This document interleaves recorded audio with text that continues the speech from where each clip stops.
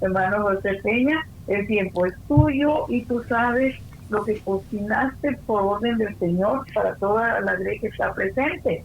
Así que seguimos teniendo hambre. Así que satisfácenos de ese apetito espiritual, que sabemos que viene todo lo demás, viene por añadidura. Adelante, hermanito José, danos todo lo que cocinaste. Cuídate mucho, te amamos y aquí estamos. Bendiciones. Una vez más, muchas gracias, mi hermana Lluvia, por esta linda presentación. Bueno, querida iglesia, les deseo un feliz sábado y muchas gracias a todos. Quiero darle las gracias a todos, en primer lugar, por la oportunidad que me dan de compartir con ustedes una vez más la palabra de Dios. Y en segundo lugar, gracias, querida iglesia, por sus intervenciones ante nuestro Padre Celestial por mi vida. En verdad, he necesitado mucho de sus oraciones y le estoy hablando a ustedes con tremendo gozo en mi corazón. Y sé que en cada clamor de ustedes he sentido en lo más profundo de mi corazón la paz que cualquier persona atribulada desea tener. Y quiero decirles, no solamente lo he sentido en mi corazón, sino que también he visto la mano de Jehová obrar sobre mi vida. Y eso, mis amados, es más que una bendición. No existe dinero en este mundo que se compare a las bendiciones que recibimos nosotros diariamente de parte de nuestro Abba Padre. Así que, mi amada iglesia, gracias, infinitamente gracias por ese gran apoyo espiritual que han tenido y sé que seguirán teniendo conmigo. Quiero que sepan que yo también intervengo por todos ustedes y espero que así como yo siento la presencia y las bendiciones de Jehová en mi vida, ustedes también estén sintiendo esa misma experiencia.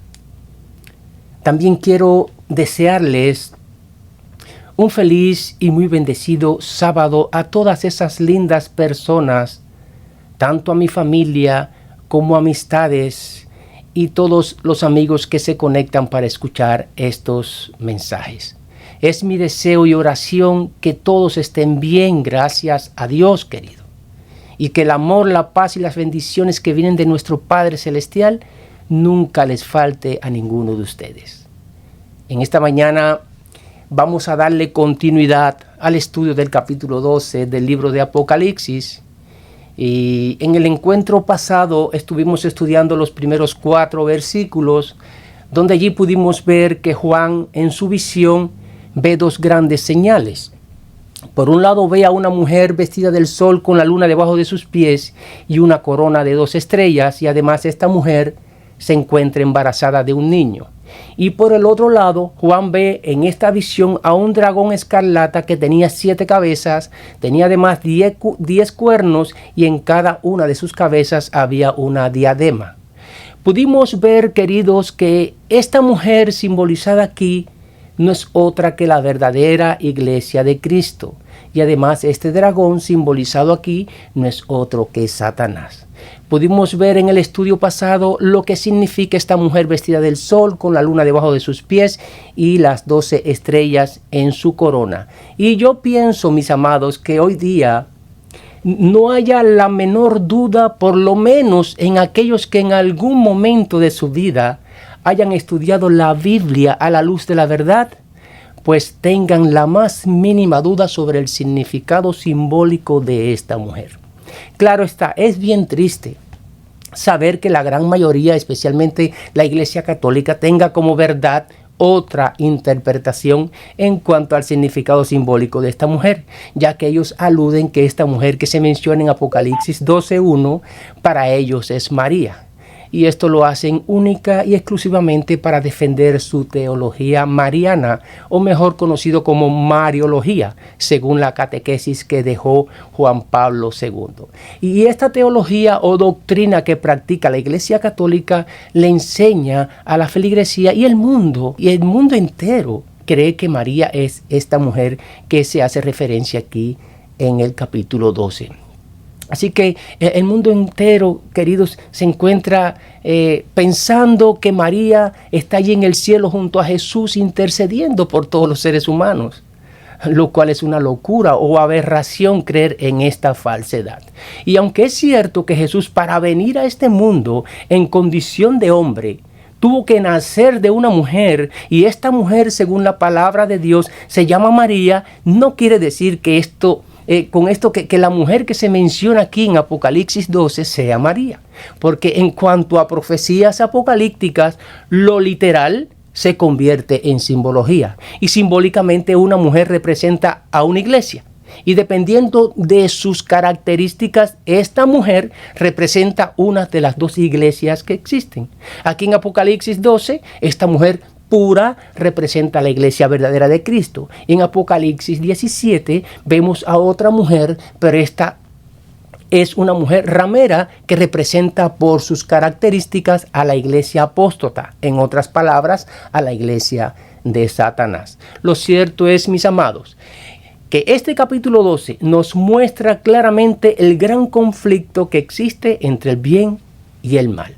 Nos muestra claramente la lucha constante que existe desde siglos atrás entre Cristo y Satanás. Nos muestra, mis amados, y podemos confirmarlo hoy, por lo menos los verdaderos hijos de Dios, a través de esa lucha constante que llevamos cada día, a través de esa guerra espiritual a la que nos enfrentamos desde que abrimos nuestros ojos en la mañana hasta que vamos a descansar en la noche. Y claro está, todos los días, los verdaderos hijos de Dios, aquellos que guardan su santa ley y tienen el testimonio de Jesús, reciben acechanzas de parte de Satanás y su ejército. Y cuando les digo ejército, no me refiero solamente a esos ángeles caídos que Satanás arrastró junto con él, sino que también me refiero a sus agentes humanos que también tiene como parte de su ejército y que además son esenciales para llevar a cabo esta guerra espiritual. Pero saben, queridos, hablando desde mi propia experiencia, ¿saben cuál es el día que más recibo dardos de fuego de parte de Satanás? El día que más recibo ese ataque directo y con mucha violencia. Y yo espero, mis amados, que Jesús algún día me muestre en una pantalla gigante las veces que me libró de esos ataques. Porque me suceden cosas, mis amados, me suceden cosas terribles que humanamente no le encuentro explicación. Lo cierto es, queridos, que salgo de esa situación de una manera tan misteriosa que no podría explicarles. Si nuestro Padre Celestial por un segundo, solo por un segundo, mis amados, nos quitara el velo que ha puesto en nuestros ojos físicos para poder ver la lucha invisible y constante que existe a nuestro alrededor entre los ángeles del cielo y los demonios, entenderíamos mucho mejor las cosas que hoy no entendemos. Pero si eso fuera así, ya no buscaríamos a Jesús por amor, sino que le buscaríamos ¿por qué cosa? Por miedo. Por eso es mejor, queridos, que nuestro Padre Celestial nos mantenga con ese velo, ¿verdad? Porque así lo estaríamos buscando siempre por amor y con mucha fe, aunque sintamos que el mundo se estremece a nuestro alrededor. ¿Y saben cuál es ese día, queridos? Ese día que recibo más ataques del maligno. Tal vez en este momento muchos de ustedes estén pensando, bueno, ese día debe ser el sábado, pero no es ese día, queridos. Y bueno, la experiencia debe ser diferente para cada uno de nosotros. Pero en mi experiencia no es el sábado, porque ese día, desde que me levanto, incluso pasan las horas del sábado y mi mundo, queridos, mi entorno, mi vida en general, está sumergida única y exclusivamente en las cosas espirituales. Mi familia me hace llamadas telefónicas ese día. Algunos hermanos espirituales me llaman también. Me envían mensajes, me tocan la puerta de la casa, pero sin embargo, queridos, yo hago caso omiso a todo eso. Y hoy hice una excepción y respondí por WhatsApp 2 o 3 mensajes que incluso algunos hermanos de la Iglesia del Aire me enviaron y un mensaje que me envió mi hermano. Y perdónenme, mis amados, tal vez algunas de esas llamadas que son hechas porque tal vez necesitan de mis oraciones por algún convaleciente o por alguna otra situación, pero este día sábado no quisiera desconectarme ni un segundo de la vida verdadera. Este día yo me desconecto de todo y de todos Este día, mis amados, no le puedo permitir a Satanás que entre ni un segundo a mi vida.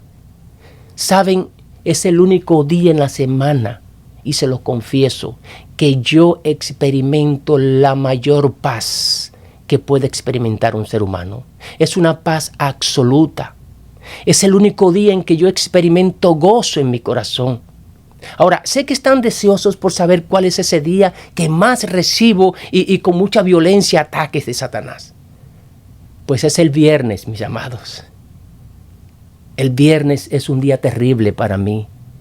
Siento la presencia de Satanás enfrentándome constantemente. ¿Y por qué? Bueno, para los adventistas, para nosotros, no es difícil de saber, ¿verdad? Pues viernes, sexto día de la semana, y como es el día anterior al séptimo día glorioso de Jehová, pues este día, viernes, es un día de, ¿qué cosa? De preparación.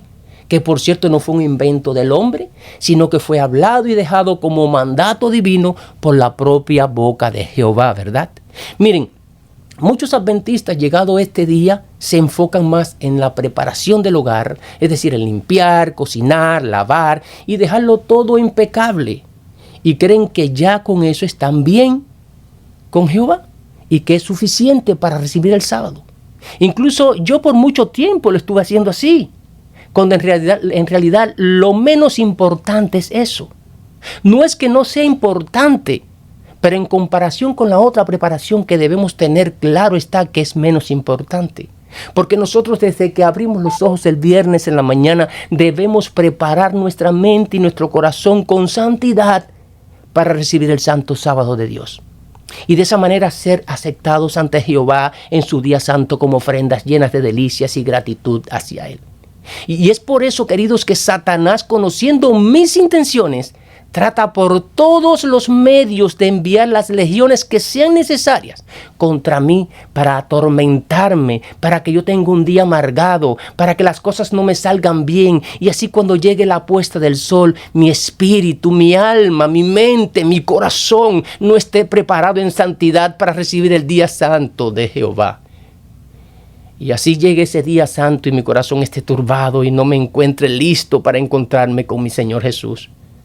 Eso es sin decirles las veces que ha tratado de quitarme la vida.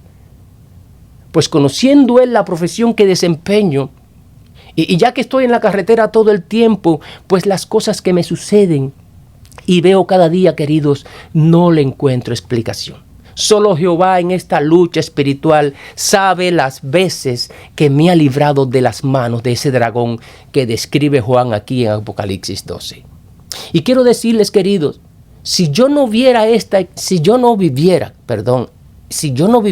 experiencia, si yo no pasara por todos estos sinsabores, si yo no viera la mano de Jehová obrar sobre mí cada día, pudiera decir o pensar, como piensan muchos, que estoy perdiendo mi tiempo en tratar de conocer a un Dios que no existe.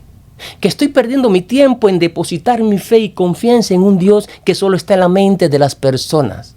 Pero mis amados, todas estas luchas me confirman cada día más que existe un conflicto cósmico entre el bien y el mal, que existe un Dios creador de los cielos y la tierra y todos los seres vivientes, incluyéndonos a nosotros como su creación perfecta, y que este Dios representa el bien, la paz y el amor. Pero también esta lucha que experimento cada día me confirma que existe un maligno que no ama a esta humanidad, que no ama ninguna de las cosas creadas por Jehová. Esta lucha que paso cada día me confirma que existe un ángel que una vez fue perfecto, pero se rebeló contra su creador y hoy representa el mal en esta tierra.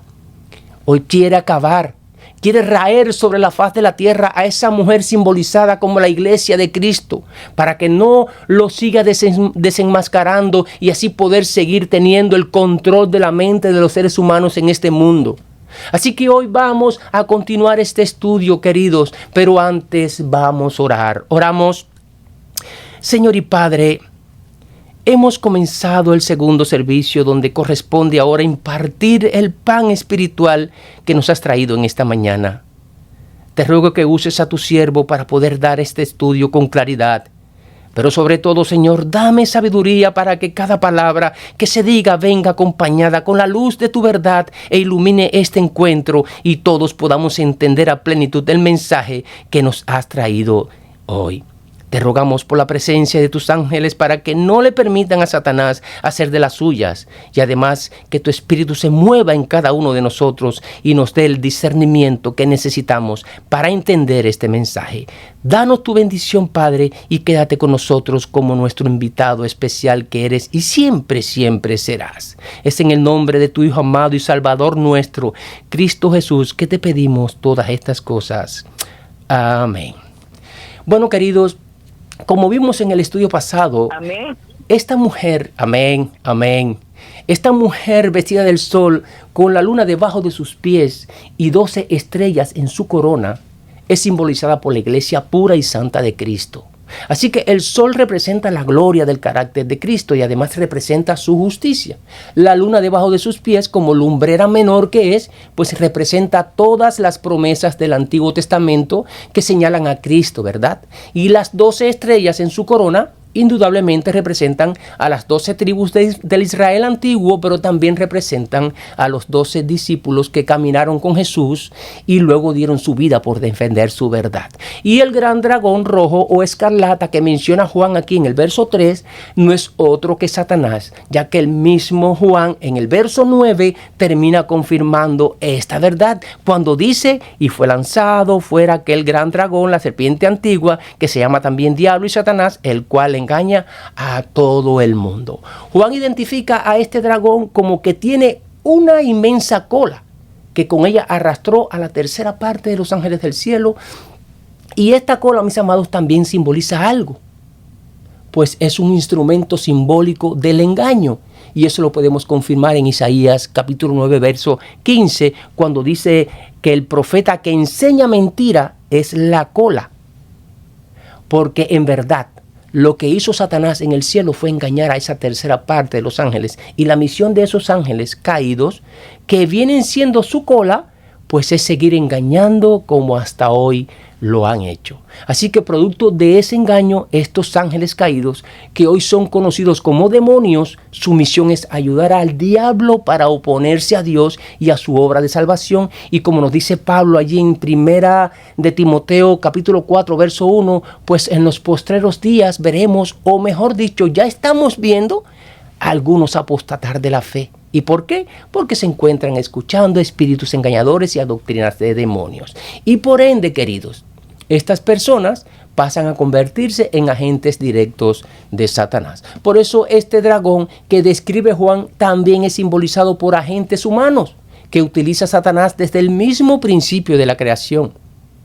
Miren, después de escuchar Satanás allí en Génesis capítulo 3, verso 15, la promesa del Mesías, cuando Jehová le dice: voy a poner enemistad entre ti y la mujer, y entre tu simiente y la simiente de ella, pero ella te herirá en la cabeza y tú la herirás en el calcañal. Y a partir de ahí el diablo se puso a la ofensiva, pues vino el primer hijo de Adán y Eva. Y tanto ellos como Satanás y los demonios pensaron que este hijo sería el Mesías de la promesa. Pero al ver Satanás que Caín cedió fácil a sus mentiras y engaños, llegó a la conclusión de que este no sería el hijo de la promesa. Y entonces, para asegurarse de que el segundo hijo no lo fuera tampoco, pues indujo a Caín para que matara a su hermano. Luego indujo a Faraón para que matase a todos los niños hebreos recién nacidos. Luego que supo que María traía en su vientre al Salvador de este mundo, pues indujo a Herodes para que le diera muerte a todos los niños menores de 2 años y de esa manera procurar la muerte de Cristo. Y en su intento Satanás siempre había fallado. Murió Abel, pero luego vino Set y de ahí surgió una descendencia. Murieron aquellos niños hebreos por orden del faraón, pero Jehová le conservó la vida a Moisés y de ahí surgió el hombre que libertaría a su pueblo, que llevaba más de 400 años siendo esclavo de los egipcios. Murieron muchos niños en el tiempo del nacimiento de Cristo, pero Satanás no pudo tampoco cumplir con su cometido. Y además, a pesar de que usó a los fariseos y a los judíos para que Cristo no cumpliera con su misión, pero al final Cristo cumplió con su misión tal como Él y el Padre lo habían planificado. Así que la muerte de Cristo fue para Satanás el sello de su derrota. Y hoy se encuentra usando agentes humanos, incluso dentro del mismo pueblo de Dios, principalmente a líderes, porque él sabe que hay muchos, y yo diría, queridos, que son la mayoría, que en lugar de seguir a Cristo se encuentran hoy siguiendo a humanos. Y por donde coja ese líder que tú puedas estar siguiendo, por ahí te vas a ir tú. Pero el mayor problema de Satanás no es ese, porque él sabe que esas personas, aunque estén en la iglesia adorando incluso a Jehová, le pertenecen a él. Su mayor problema, queridos, es ese grupito del remanente de Jehová, ese grupito que guarda los mandamientos de Dios y tiene el testimonio de Jesús. Porque aunque estadísticamente se registra que existen miles y miles de iglesias y millones de cristianos, la verdadera iglesia de Cristo en comparación con esta estadística es miniatura. Pero esa miniatura es la que le está dando en la cabeza a Satanás. Jehová se lo dijo al diablo, que la simiente de la mujer lo iba a herir en la cabeza. Aunque recibiríamos heridas en el carcañal. Por eso anda como león rugiente tratando de devorarnos, queridos. En este capítulo 12 vemos plasmada la lucha visible que existe entre el bien y el mal, entre Cristo y Satanás. Quiero leerles una cita de la sierva del Señor, Ellen G. White, que encontramos en su libro El deseado de todas las gentes, página 89, que hace referencia a todo esto que estamos hablando. Dice ella: desde el anuncio hecho a la serpiente en el Edén, allí en Génesis 3:15, cuando Jehová le dijo: y enemistad pondré entre ti y la mujer, y entre tu simiente y la simiente suya, pues Satanás sabía que no ejercía dominio absoluto sobre el mundo. Es decir, queridos, que una vez que el diablo escuchó esto, inmediatamente supo que no iba a poder ejercer dominio absoluto sobre todo el mundo, porque habría un remanente que se enfrentaría a él. Sigue diciendo la cita: con intenso interés, es decir, Satanás consideró los sacrificios ofrecidos por Adán y sus hijos. En esta ceremonia discernía el símbolo de la comunión entre la tierra y el cielo. Se dedicó a intersectar esta comunión. Representó falsamente a Dios, así como los ritos que señalaban al Salvador. Satanás estudió las profecías del advenimiento del Salvador de generación en generación. Trabajó para cegar a la gente acerca de esas profecías a fin de que rechacen a Cristo en ocasión de su venida. Y eso fue lo que pasó, queridos. Los judíos rechazaron a Cristo. Y hoy día esta humanidad rechaza a Cristo. Fue, es y será siempre el trabajo de Satanás hacer que las personas no crean en Jesús. Por eso hoy los siervos de Dios, a pesar de que pasamos horas y horas preparando un mensaje para darle al mundo, pero tristemente al mundo no le interesa para nada conocer a Cristo. Saben, a mí me entristece ver cómo muchas personas que me conocen y yo les comparto estos mensajes, pues los rechazan. Muchos quieren mi amistad. Mi propia familia quiere ser mi familia. No renuncian a eso. Pero cuando se trata de Cristo, las cosas cambian, porque no quieren saber de Él y no se dan cuenta que quien hace posible que ellos no se interesen por Jesús es el propio Satanás. No se dan cuenta que están siendo dirigidos 100% por el diablo. Y lo más triste de todo esto es que ellos ven que al rechazar a Cristo no pasa nada. No pasa nada, la vida sigue igual de placentera, pero llegará el momento en que ellos se darán cuenta que rechazar a Jesús fue la peor decisión que pudieron haber tomado en su vida. Queridos, allí en el verso 5, que por cierto fue la lectura bíblica que leí al principio, el cual vamos a leer de nuevo, pues vemos en este verso que al final esta mujer vestida del sol con la luna debajo de sus pies y una corona con 12 estrellas termina dando a luz a aquel hijo, y que este hijo iba a regir al mundo entero, pero con vara de hierro. Dice así el verso 5, vamos a repetirlo de nuevo. Dice: y ella dio a luz un hijo varón, el cual había de regir todas las naciones con vara de hierro, y su hijo fue arrebatado para Dios y para su trono.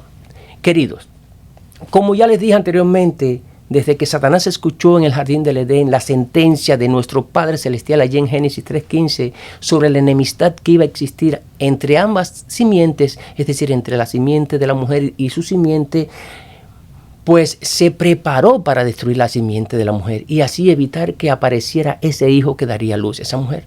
Por eso hizo todo lo que les mencioné anteriormente y que ya ustedes tienen pleno conocimiento. Hizo que Caín matara a su hermano Abel, hizo que Faraón diera la orden de matar a todos los niños varones hebreos, hizo que Herodes diera la orden de matar a todos los niños menores de 2 años y muchas cosas más, pero en todos los intentos que hizo, pues como ya les dije, fracasó. Dice la sierva del Señor en su libro Deseado de todas las gentes, página 707, que cuando Jesús vino a este mundo, Satanás se abalanzó con todo su poder contra él. Desde que apareció allí siendo aún un niño en Belén, dice que Satanás hizo todo cuanto pudo por destruir a Jesús. Procuró impedir por todos los medios que Jesús alcanzara una infancia perfecta. Trató de impedir que Jesús tuviera una virilidad inmaculada. Trató de impedir que Jesús tuviera un ministerio santo y un sacrificio sin mancha. Pero no pudo lograr nada con todo lo que hizo. Así que todos los esfuerzos de Satanás para oprimirlo y vencerlo fueron en vano, porque cuanto más despiadada era la ira de Satanás contra Jesús, pues Jesús más se aferraba a la mano de su padre amante. Y aparentemente Satanás encuentra un triunfo. Y fue cuando Jesús ya tenía 33 años de edad. Así que usando su más fiel aliado, Roma, alcanza finalmente su objetivo de asesinar a nuestro Señor Jesús allí en la cruz del Calvario. Y esto para Satanás fue su mayor victoria.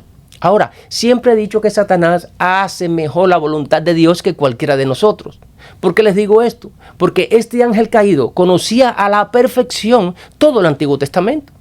Este ángel caído conocía todo el capítulo 53 de Isaías, que nos habla todo lo que iba a padecer Jesús. Conocía el libro de Oseas, donde nos dice allí en el capítulo 13, verso 14, de la mano del sepulcro los redimiré, los libraré de la muerte. Oh muerte, yo seré tu muerte. Oh sepulcro, yo seré tu destrucción. Pues lo que vemos acá, queridos, es que Dios anuncia a través del profeta Oseas que la muerte no tendrá nunca poder sobre sus hijos fieles, pues mucho menos la iba a tener con el dador de la vida, ¿verdad? Con nuestro Señor Jesús. Dice Jesús allí en Juan capítulo 10, versos 17 y 18 lo siguiente: por eso me ama el Padre, porque yo pongo mi vida para volverla a tomar, y nadie me la quita, sino que yo de mí mismo la pongo. Tengo poder para ponerla y tengo poder para volverla a tomar. Y este mandamiento lo recibí de mi Padre. Pues sabiendo el diablo todas estas cosas, ¿por qué tanto empeño en acabar con el hijo de esta mujer? ¿Por qué tanto empeño en acabar con Jesús? ¿Por qué tanto empeño en acabar con su simiente?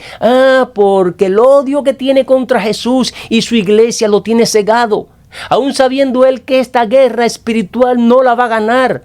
Y las cosas que han sucedido y las cosas y las que siguen sucediendo se van a ir dando según el tiempo otorgado tanto por el Padre como por el Hijo. Ni un minuto más, ni un minuto menos, queridos. A Jesús intentaron apresarlo y hasta matarlo en muchas ocasiones, pero él decía: todavía no ha llegado ese momento. Falta poco, pero todavía no ha llegado. Y cuando llegó, simplemente permitió que pasaran las cosas según lo planificado por él y el Padre. Él debía morir porque a través de su muerte es que nosotros íbamos a alcanzar salvación.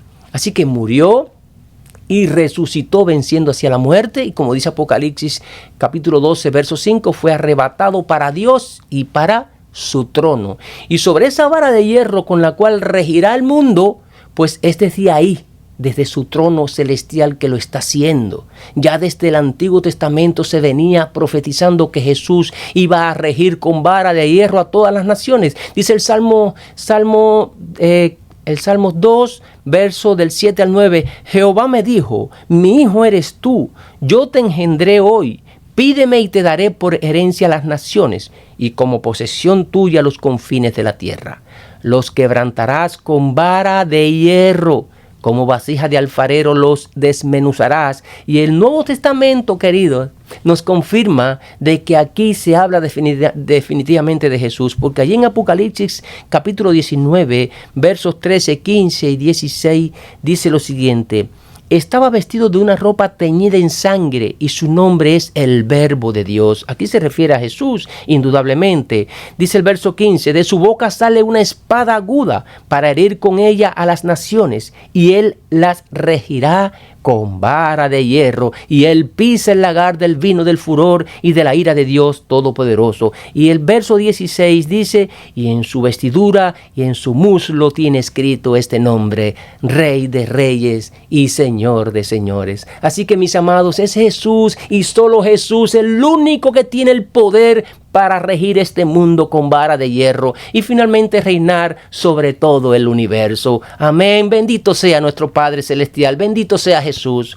como nuestro Rey de Reyes y Señor de Señores. En el verso del 7 al 11, aquí en Apocalipsis, capítulo 12, recuerden que estamos aquí estudiando Apocalipsis 12, pues allí vemos una gran batalla en el cielo. Y eso sucedió después que Jesús resucita y va al Padre.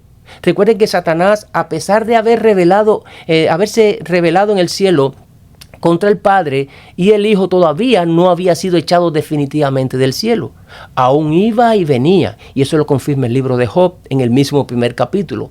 Pero al Jesús resucitar, le arrebata a Satanás las llaves del sepulcro y de la muerte, como dice Apocalipsis 1:18. Y cuando asciende Jesús al Padre, pues Jehová le dice a Satanás que debe someterse a las órdenes de Cristo.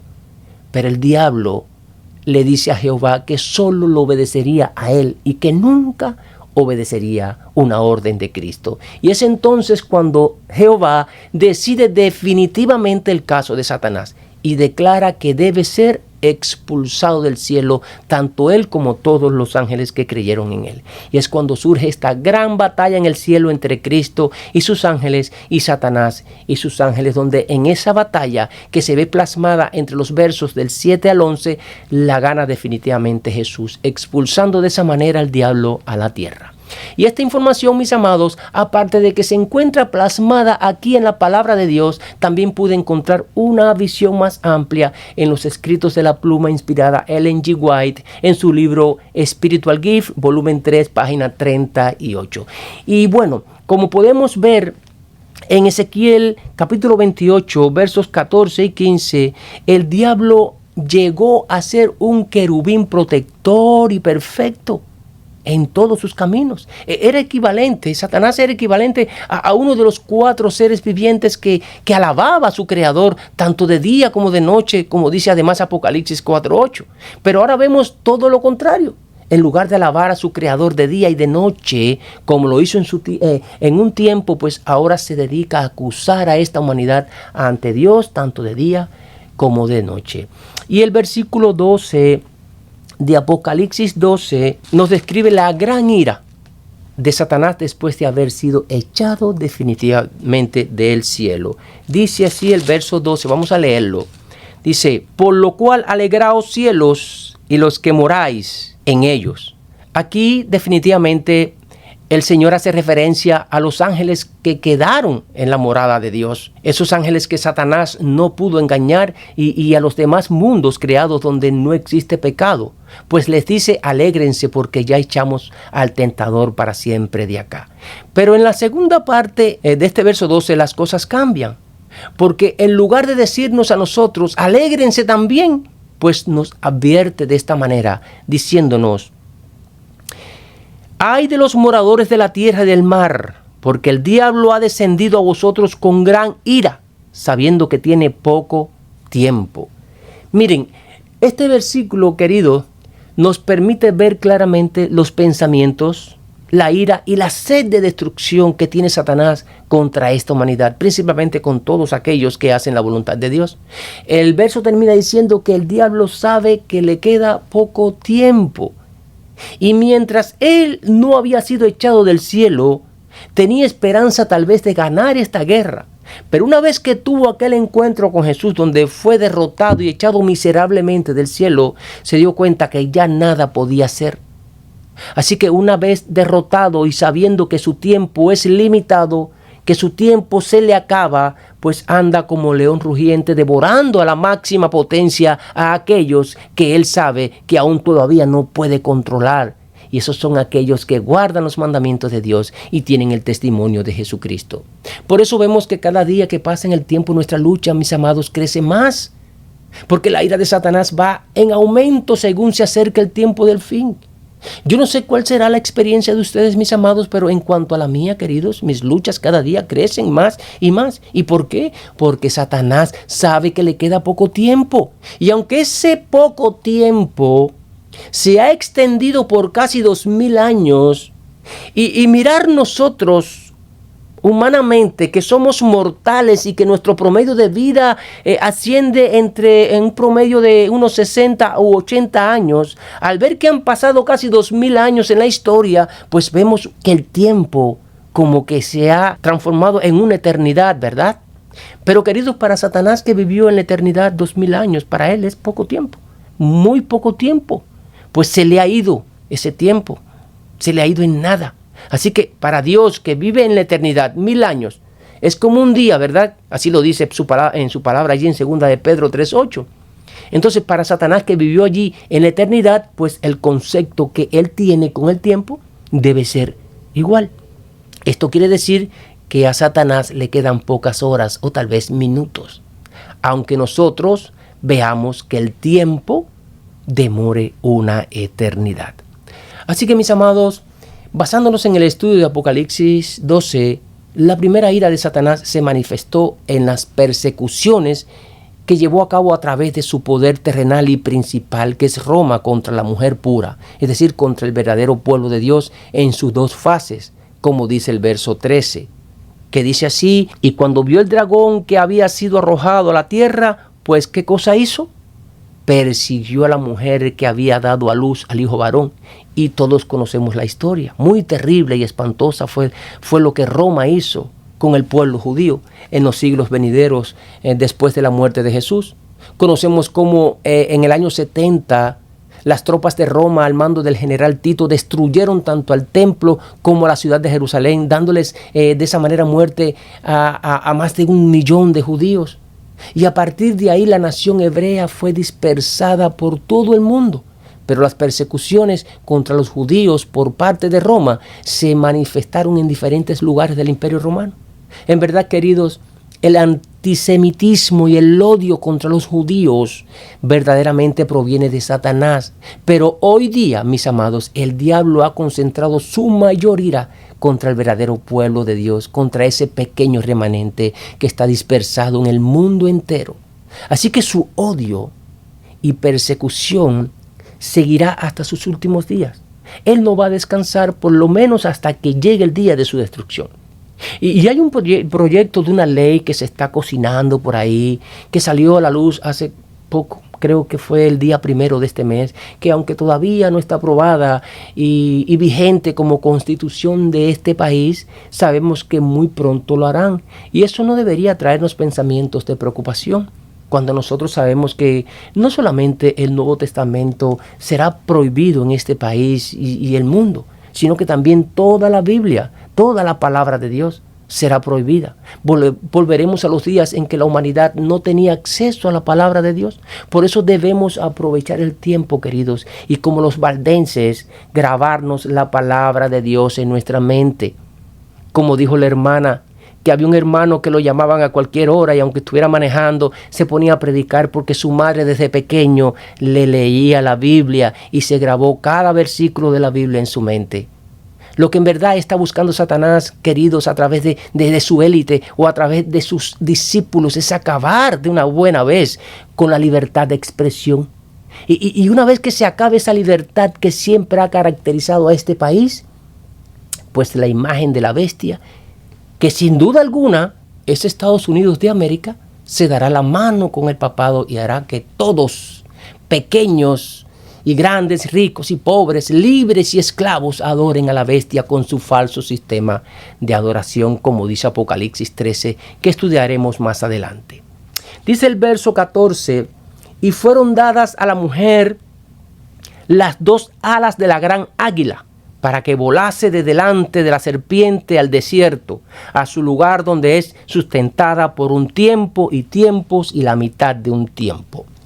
Amados, este verso nos describe la persecución del poder romano contra la mujer, pero ya en su segunda fase. Esta vez ya no es contra el judaísmo, sino contra el cristianismo verdadero. Y fíjense, queridos, en este capítulo 12 aparecen 2 versos que prácticamente dicen lo mismo. Y son este versículo 14 que acabamos de leer y también el verso 6 que dice: y la mujer huyó al desierto, donde tiene lugar preparado por Dios para que allí la sustenten por 1260 días. Pues estos 2 versículos nos presentan algunos detalles que vamos a analizar. Y quiero decirle a la directora, mi hermana Lluvia, que es la que se encuentra dirigiendo este día el programa, que por favor, cuando se acabe el tiempo me lo haga saber, y así hacemos una pausa y le damos seguimiento a este estudio en otro encuentro. Aunque me parece que solo faltan unos 15 minutos más para terminar. Porque lo que queremos con estos estudios, mis amados, aparte de que muchos ya tenemos conocimiento de todo esto, es refrescar en nuestra mente lo que ya conocemos. Pero al refrescar en nuestra mente todo este conocimiento nos va a ayudar a prepararnos mucho mejor. Dígame, hermana. Y bueno, como le estaba diciendo, recuerden que llegará el momento que no podremos usar la Biblia. No podremos usar la Biblia, queridos. Entonces, cuanto más estudiemos estos eventos, será de bendición para nuestra vida, porque tendremos este conocimiento bien fresco en nuestra mente. Así que, mis amados, uno de los detalles que vamos a ver aquí es que en estos 2 versos, Jesús a través de Juan nos recalca, nos repite, nos hace hincapié sobre el tiempo profético de 1260 años, que viene siendo lo mismo cuando nos habla sobre tiempo, tiempos y la mitad de un tiempo. Conocido además ese tiempo como la Edad Oscura o soberanía papal, que fue entre los años 538 y 1798. Y dice el verso 6 que la mujer huyó al desierto. Y el verso 14 dice que a la mujer se le dieron 2 alas de águilas para que volase delante de la serpiente al desierto. Así que cuando se habla en estos 2 versos sobre el desierto, se hace referencia a este tiempo profético de 1260 años. Pues la mujer huye al desierto durante este lapso de tiempo y, queridos, tal vez físicamente ninguno de nosotros haya experimentado sobrevivir en carne propia en un desierto. Pero bíblicamente, cuando se habla de desierto, se hace referencia a nuestra vida espiritual, porque estoy seguro que todos nosotros en estos momentos estamos cruzando por ese gran desierto espiritual, y cuanto más nos adentremos en ese desierto, vendrán más dificultades a nuestra vida. Así que lo que estamos viendo hoy es solo, como pudiéramos decir, un preview, un avance de lo que viene. Porque la palabra desierto en la Biblia hace referencia a un lugar cargado de dificultades, a un lugar lleno de tentaciones y muchas pruebas. Y quisiera saber, mis amados, entre nosotros, ¿quién no está pasando por alguna prueba en estos momentos? Porque en estos momentos de la historia que estamos viviendo, aquel que esté llevando una vida con mucha paz, armonía y felicidad, pues que se revise, querido. Y no estoy juzgando a nadie, pero hoy día los verdaderos hijos de Dios han sido puestos a prueba. Ya no estamos viviendo en tiempos de paz y armonía como hace un tiempo atrás, ¿verdad? Esos tiempos se acabaron, mis amados. ¿Cómo ustedes creen que Jesús está separando el trigo de la cizaña? Pues a través de pruebas. La misma prueba a la que Job fue expuesto allí en el desierto, la tenemos que pasar a aquellos que han decidido seguir a Cristo de verdad. La misma prueba que pasó Jesús allí en el desierto y durante todo su ministerio, la tenemos que pasar nosotros también. Saben, mis amados, que también la palabra desierto simboliza soledad, simboliza aislamiento de las miradas públicas y ocultamiento del enemigo. Los cristianos en ese periodo de tiempo de 1260 años de supremacía papal tuvieron que adorar a Dios en lugares secretos, tuvieron que adorar a Jehová en lugares ocultos, entre los valles y las montañas. Y va a llegar un momento en que nosotros también tenemos que adorar a Jehová en lugares ocultos, entre los valles y las montañas. Así que, mis amados, mirando el contexto de estos dos versículos, es importante saber que en ese tiempo profético de soberanía papal de 1260 años fue descrito como la fase del desierto donde esa mujer pura, donde el verdadero pueblo de Dios huye y vuela para esconderse allí.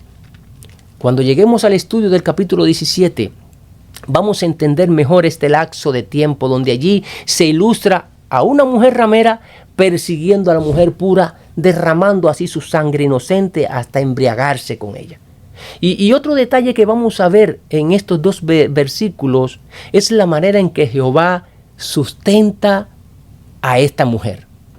Así que por mucha persecución y muerte que causó esta serpiente, que causó este dragón, que causó este cuerno pequeño, que causó el papado, etc. Es que Jesús le ha puesto tantos nombres a este poder terrenal que escogió Satanás para hacerle la guerra a él, que a veces hay que mencionar todos esos nombres para no confundirnos y saber cuando se mencionan a qué poder terrenal te refieres.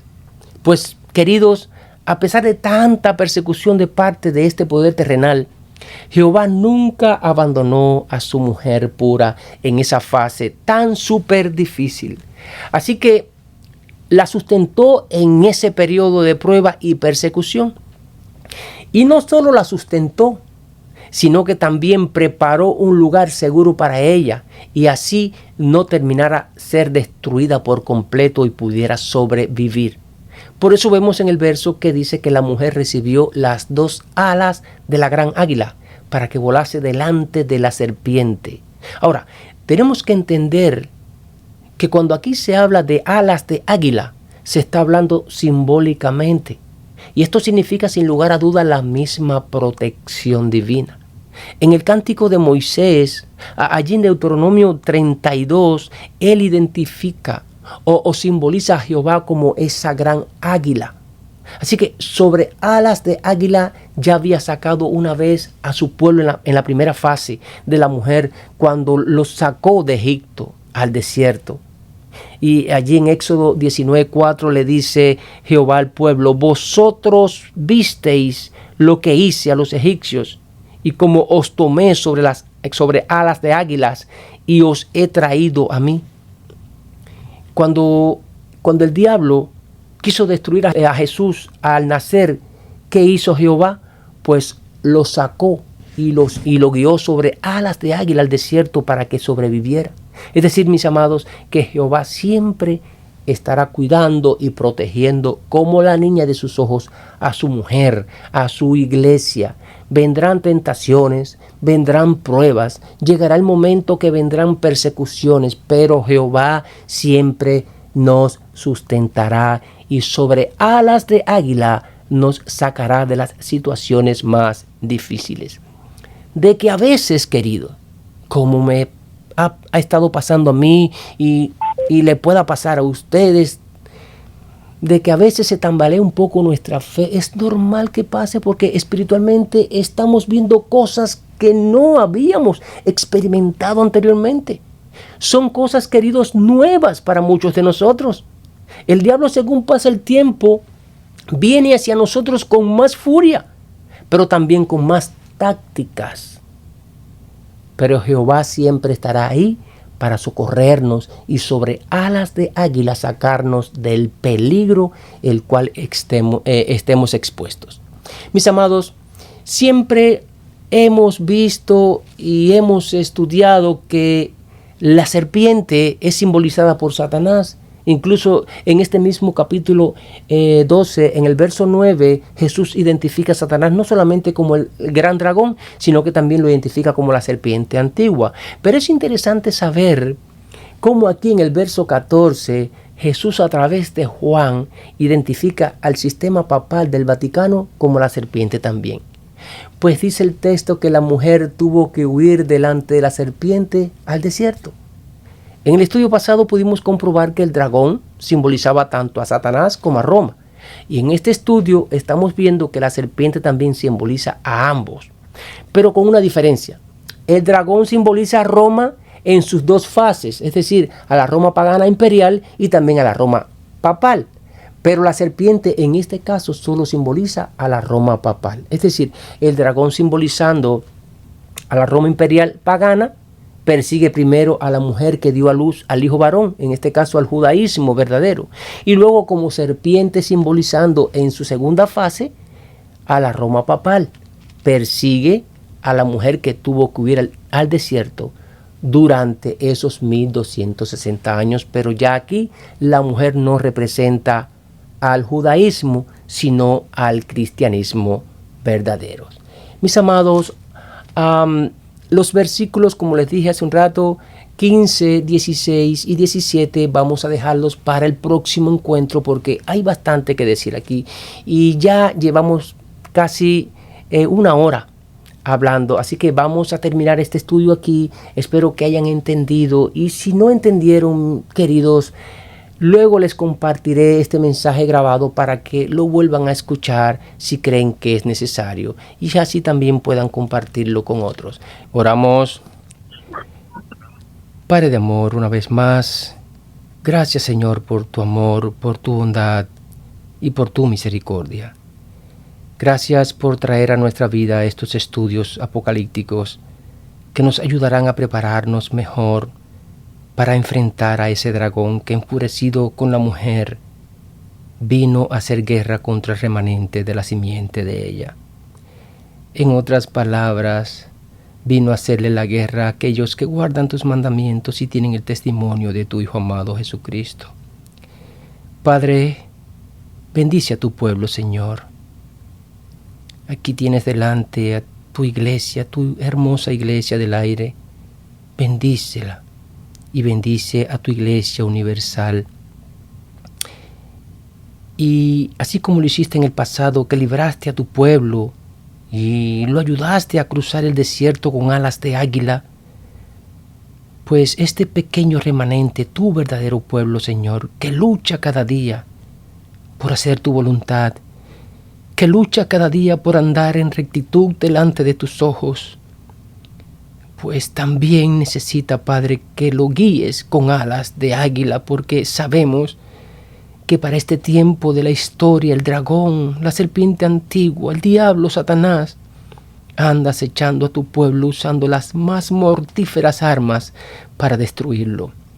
Cúbrenos con tu manto de justicia, Padre, y guíanos siempre en todos nuestros caminos.